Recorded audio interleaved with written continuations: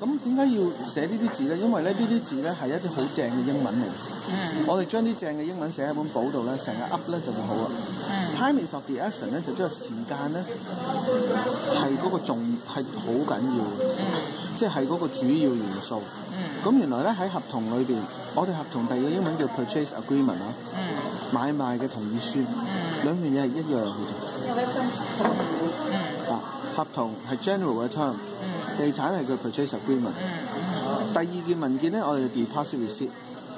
喺呢兩份文件咧，我哋係會見到呢句叫做 time is of the essence clause。咩叫 deposit receipt 咧？就係我哋入 offer 嗰陣時咧，有張3000蚊嘅支票寫出嚟話嗰個人係有誠意嘅，嗰張叫 deposit receipt。即係我哋要 deposit 入去個 escrow 度，咁佢對面咧就 receipt 收到啦。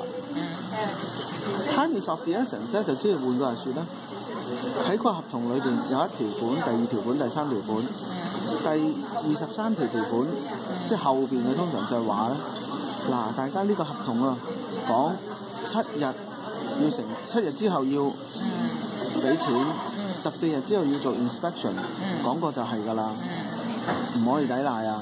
咁呢啲同乜嘢有關啊？係啦。Essence 嘅中文係咩意思啊？合格。咩啊？合格。合格。人物。